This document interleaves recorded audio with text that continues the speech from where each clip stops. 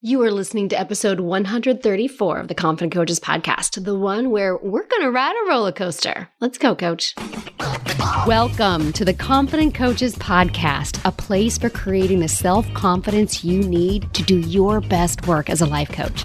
If you want to bring more boldness, more resilience, and more joy to your work, this is the place for you. I'm your host, Amy Latta. Let's dive in. Hello, coach. How are you? I'm good. I'm recuperating from a cold, so my voice should make it through. And I'm just sending a whole heck of a lot of love out there to everybody in the world today. All right. Are we ready? We're going to be talking about some roller coasters. We're going to be talking about the roller coaster of life, but more importantly, how that is the key to earning 100K.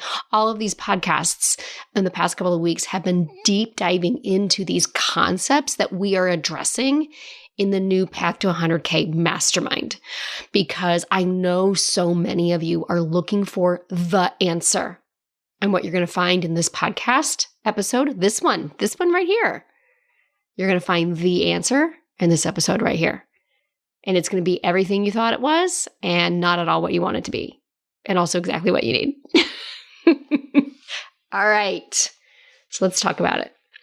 What are we talking about, my friends? We are talking about how you actually go from becoming a paid coach, which is what free to paid coach is going to do for you, to actually becoming a six-figure coach, a coach who is making a living as a coach who doesn't need another job, a coach who is a full-time coach or who wants to be a full-time coach or who just wants to be a part-time coach that just makes them a lot of money. The path to 100K, that I make enough money that I can sustain myself as a coach. And then I get to make so many other choices. I get to make like my options just open wide up, right? We're talking about that path to 100K. Because this is what you really want to do. And you know the basics, right? And we've been talking about this. We've been talking about how we're going to find everything that's already working and we're going to replicate more of that. And we're going to find everything that's not working for you right now or that you really hate. And we're going to eliminate that. We're going to keep finding all the ways the patriarchy is in your brain and dismantle that and rewrite that. We're going to try a bunch of different things. You know, the foundational work that we do in Free to Paid Coach, where you learn to, believe that you can do this. You're going to learn to feel all the feelings. You're going to learn to have your own back. All the basics of life coaching 101, right? My thoughts create my feelings, drive my actions, create my results. I'm doing the belief work, Amy. I'm feeling the feelings. I'm taking the actions. Where the hell are my results? So many of my current mastermind members are in this place right now because we started working together in February and now it's the end of May and they have some, but maybe not all. Some of them are doing fine. Some of them are doing great. Some of them are already making their money back and they are like just scaling and scaling. Like they're shrinking the amount of time that it takes to make that 10K at a time until they are at 10K months every month, right? Some of them are like, I've made $2,000, I've made $3,000, I've made $4,000, and they're starting to feel the pressure of this round of mastermind comes to an end in July, and the next round starts in August, and I thought I would be a certain place by now. Everybody understands this. I thought I would be someplace other than I am, and I don't like it, and I'm doing everything right. I'm doing everything I was told to do. I'm believing, I'm feeling, I'm taking action. Where the hell are my results? What's in it for me? What has my business done for me lately? Like I've got some Janet Jackson up in here right now, right? Every coach, every business owner, we don't even have to be talking about the life coaching industry. Every single business owner knows this place right here. We call it the messy middle. The river of misery, that place between having everything you need and believing everything that you need to believe and having the results of that work. This place in the middle, this place in here, this is the key to you earning 100K. How you show up in this place in here. This can be a couple weeks. This can be a couple of months. For me, it was 15 months. Some of y'all just went, fuck that. My place in here was 15 months. I've said this before. I will say it again. My messy middle, my river of misery, was 15 months long. For some of you, it's going to be significantly shorter. For some of you, it might be longer. This is the place that determines how you show up in your business. This is the key to your path, and this is the key to you earning 100K, is what you make this place mean. Whether it's a couple weeks, a couple months, 15 months like it was for me, 2 years, 3 years like it might be for some. This is the place where you realize, my point number one, this is it. This is what being an entrepreneur is all about.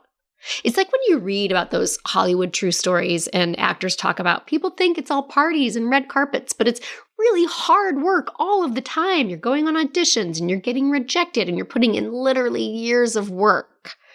That's what being an entrepreneur is. I know it looks like fancy retreats and designer clothes and award ceremonies and guest instructing for industry leaders and posting about your 6-figure or your 7-figure launch or whatever. I know that's what we think it looks like, but this is actually it in here. It is actually believing when you have no reason to believe because it's Tuesday afternoon and you're like, I haven't had a consult in 3 weeks, but I'm believing and I'm taking the action and I'm using all of Amy's prompts that she gives me in Free to Paid Coach on what to say today. I've taken all of the work. I've internalized it. I'm doing it. It's actually coaching yourself every single day, even when you feel exhausted. When you're going into a consult call and you're so excited and you do the pre-consult call worksheet and you're feeling really great about it. And then the person on the other line goes, oh, wow, I didn't know it was going to be that expensive. And you just feel deflated and you feel exhausted. It's you coaching yourself through that, allowing yourself to experience it and also not have to make it mean anything negative about you, finding out what you are making that mean, getting the coaching you need from yourself, reaching out to your peers inside the mastermind, reaching out to me for coaching, raising your hand. It's not indulging in confusion or inadequacy. Like it's experiencing confusion and inadequacy when you do 100 things and none of them seem to be working. It's allowing yourself to have those emotions and to have those moments without you just like diving full on into that pool and like staying there and living there. This is it.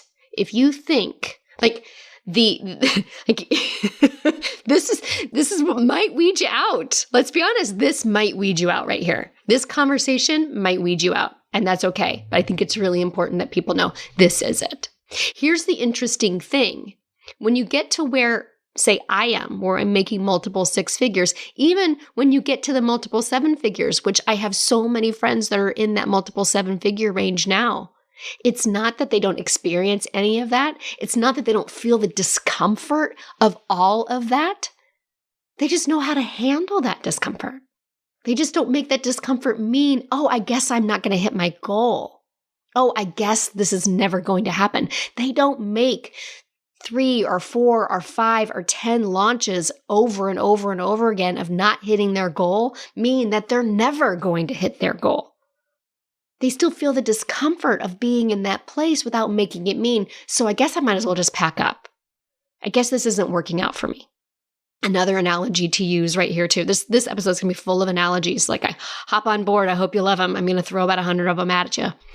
Like this is really important to understand that, like, for instance, if you are a weight loss coach and you teach your people how not to overeat in food in order to squash the emotions, you know that eventually they're going to get to this place where they're still going to have the desire to overeat and they're still going to feel the discomfort of having that desire. They just won't indulge in that anymore. They just won't make that mean, oh, I guess I'm never going to lose weight again or anymore or whatever. Right? It's not that we are removing this stuff. We just don't stay here. We don't just decide, maybe this isn't working. I don't know. We don't decide, oh, the mastermind is over in 2 months, so I better get these results in. Otherwise, I guess this is never going to happen for me. It's like, no, we just keep going. This is it. All right, so if this is it, we got some questions and we have some things to point out. How can we make it better? Okay, how can we make it not be the problem? So first of all, let's address what I know some of all of y'all are thinking. Some of all y'all. Let's address the thing that I know, like the elephant in the room. Then why are there some people that this doesn't seem to be a problem for them? Why does it seem easier for some people than others? Why does it only take a month where it took me 15 months and it will take others even longer? To me, this answer is pretty simple. I don't think this answer is all that complicated. I think the shortest answer is because we're all different. But I think we can break down this answer into, first of all, it's how infiltrated patriarchal thinking is in your brain. How much do you make your results today mean negative things about you? Some people just don't buy into those made up, fucked up rules the way other people do. Some people just don't indulge in as much people pleasing from the get-go. Some people just don't get as hung up on some of those structures, those patriarchal structures, as other people do. And it doesn't mean that they're smarter. It doesn't mean that they're better. Maybe they're just wired to simply reject "this is how you must do it" type rules easier than other people. Like, I look at my two boys, more analogies, but now we're using some parenting. I look at my two boys. They have the exact same parents. They're only 2 years apart, so they're essentially raised in the same environment. I'm sure there's some small tweaks in there. But if I say, do not do this thing, one of them will not do that thing. And one of them will look me straight in the eye and do it anyway with a smile. That little shit, right? Some people just more wired to be rebellious and not make it mean that there's anything wrong with them to be rebellious. So all of those patriarchal structures that are standing in your way of being paid, it's a podcast episode from a month or two ago. I highly recommend that you listen to it after this one if you haven't already. Some of those structures just don't affect them quite as deeply. It's not that they're not there at all. It just doesn't quite stop them as much. And the assumption that this is just all easier for them is still a mistake, because there may be other things that come super easy to you that you disregard the rules of all of the time, and it just doesn't faze you and it paralyzes them, right? Again, this is not they're wired differently than me when it comes to business, therefore they're better. No, it's not that at all. To me, like, this is the difference between introverts and extroverts, right? It's like some people are more wired to get their energy from being alone. Some people are more wired to get their energy from being with people. One is not better than the other. It's just different wiring. And both of them come with both positive and negative effects in your life in different ways, right? So some of y'all are more affected by patriarchal, hierarchical, colonial, imperialistic thinking and structures and rules than others. No one necessarily has it any easier. Somebody's got bullshit showing up somewhere. Because we are all emotion-producing machines. We all have this emotion-producing machine in our head. It is always churning out regret or fear or embarrassment or shame. No one gets out of that. No one gets off this ride that is called the human experience. It's just that what sparks those feelings may be different in some people than in other people. Like, you don't get to avoid being a human. Even those coaches who are making 6 figures in their first year, they're still experiencing very human stuff. Thinking it's better where they are instead of where you are is not only the thief of joy, to quote our President Roosevelt. It's a terrible use of your energy. Thinking that where they are is better than where you are has you not loving any part of where you are, not appreciating where you are, and not learning from where you are. And you can't leave where you are now if you aren't learning from where you are now. Like, you can't get past this place if you just want to decide that this place is terrible and awful, because you're not going to solve and you're not going to learn from how to get out of it, like just by wishing. And it's like, listen, you can indulge in all of that. You can put all of your energy into they have it better than me. It's easier for them than it is for me. If they have it, that means I can't have it. But the question is just why? Why would we spend that energy? Why would you spend your problem-solving brain Why would you solve all of your brilliance? Why would you pour all of your brilliance into focusing on how other people have it easier than you when you could be pouring all of that brilliance into serving your people and finding your truth and saying what they really need to hear? Now, of course, there is a why we don't do that, and I am going to get to that in a minute. So hold on. Why do it? Well, I'm going to tell you why everybody does it so that will hopefully help you stop doing it in the first place. I also want to point out some highly successful people on paper are completely white knuckling it. Like a bull in a freaking china shop, they are just plowing their way through without any regards to any feelings whatsoever. And this method can work. It's just not my favorite method. This is how you get celebrities who have all of the fame and it feels completely hollow and they hate their life and they turn to self-destruction. This is how you have 7-figure coaches who are still terrified that could all go away tomorrow, who are so terrified that one misconstrued post is going to get them canceled, who are still people-pleasing, who are still telling people what they think those people want to hear rather than telling them no. Success doesn't erase any of that. Okay, so some people are white-knuckling their way to success. You can do it.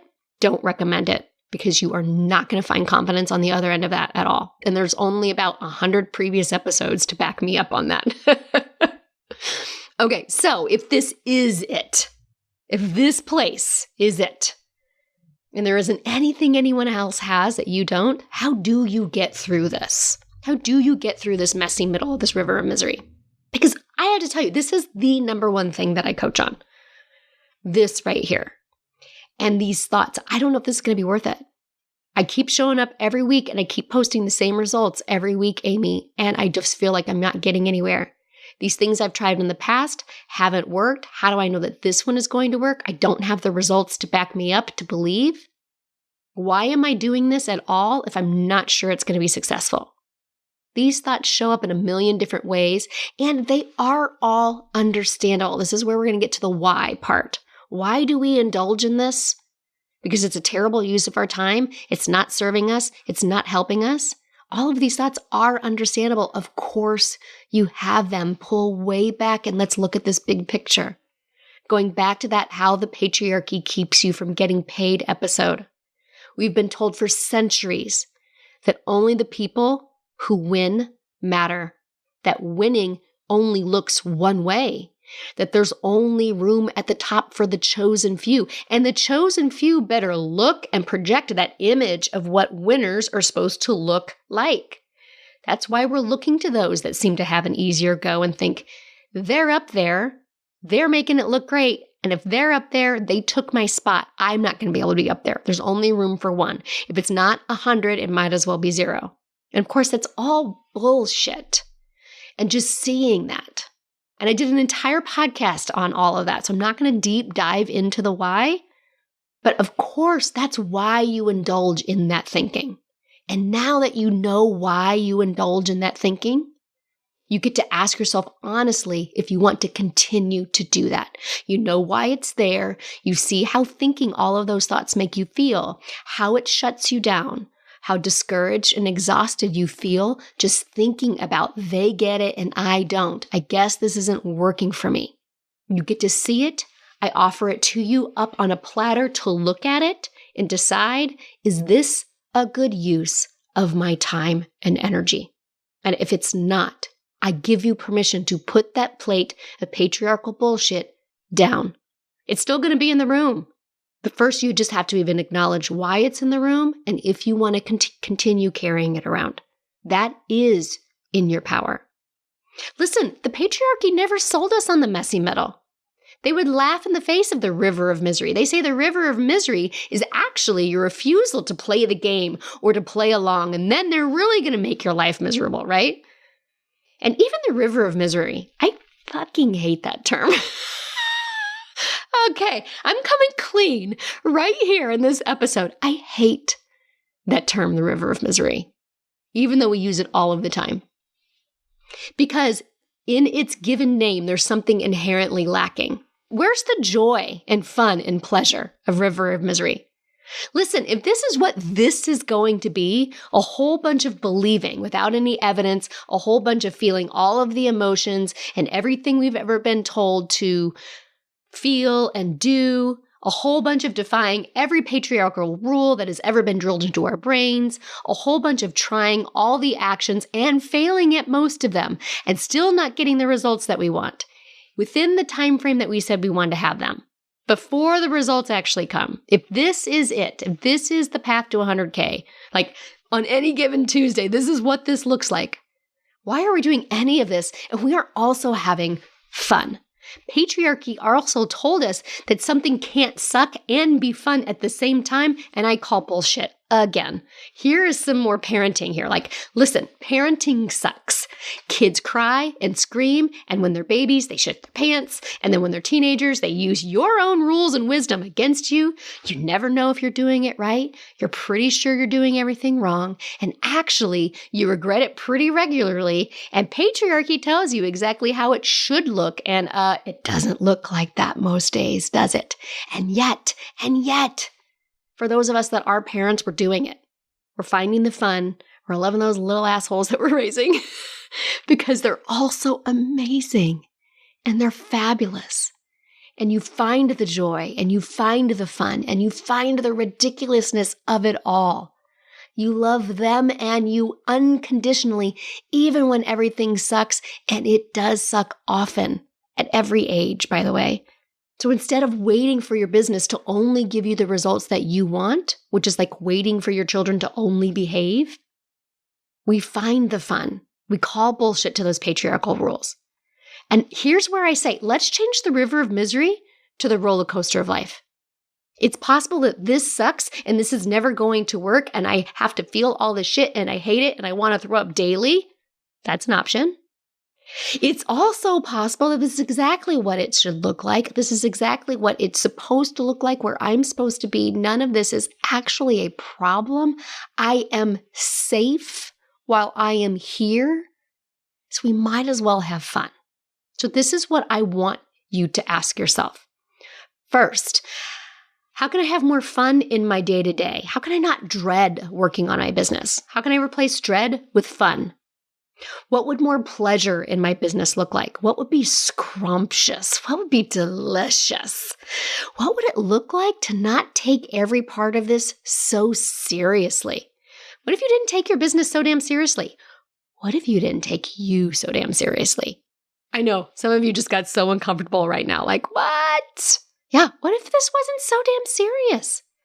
Now, one last point that I want to add, I wasn't really sure where it fit in, but I want to make sure that I include this. This is it. This is the work. This is what it takes. Includes a lot of emotional embodiment work also. Because first, you're feeling every emotion of this not working, and then you learn to detach yourself from the outcome. And then you also will end up beating yourself up when you don't have the results in week in and week out.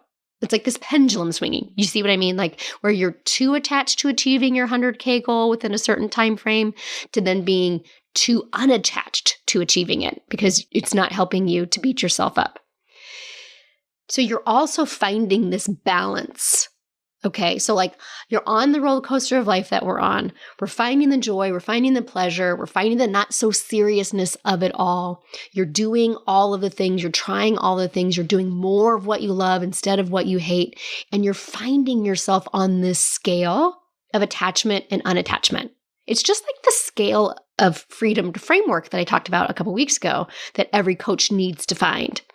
Each coach needs to find their sweet spot on the emotionally attached and the emotionally unattached scale when it comes to hitting their goals month in and month out. Because too unattached and you're not really feeling the belief of it and you're not in love with your business. Too attached, you're beating the shit out of yourself every time you don't hit a goal. So you have to find that sweet spot on that scale of emotionally and attached and unattached. And like I said, I have done this before. Know where you are going, decide what you're going to make it mean if you get there at a different time than you originally thought.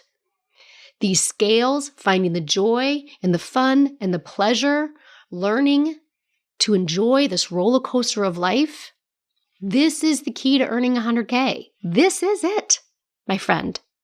Anyone can do it. You have what you need. This is the work. Finding where you are on those scales, finding what brings you joy, doing the work every day, replicating what's working and what's not working, and letting go of what's not working. Dismantling all of that patriarchy in your brain. Enjoying the roller coaster ride every step of the way. Are you ready? So this is the work that we do in Path to 100K Mastermind. Applications are going live like next week. So in the next couple of weeks, you're going to be hearing from some of my mastermind clients on how this work has impacted them in their business, how they've rode this roller coaster, how they're making more money than ever before, how they're creating six-figure businesses. And your opportunity to do this opens up next week. Doors open to the August round in June. Get on the wait list now, amylatta.com/mastermind. Be the first to apply when the details drop. And until next week, let's go get paid, coach. Coaches, I have created a brand new freebie offer just for you podcast listeners. I created a brand new training called Stop Overcomplicating Confidence because I see my coaches do it all the time, make this confidence thing way harder than it has to be. In this free training, you're going to learn exactly how you overcomplicate confidence, what's creating that, and how to stop it. Here's the best part. All of it, less than an hour. Less than an hour of your time. You will feel more confident in less than an hour, right? Yeah, friends, this is the best training I've ever done. So visit amylatta.com/podcast gift to get yours. Again, that's amylatta.com/podcast gift. Go now and feel more confident in just an hour. Thanks so much for listening to the Confident Coaches podcast. I invite you to learn more. Come visit me at amylatta.com. And until next week, let's go do epic stuff.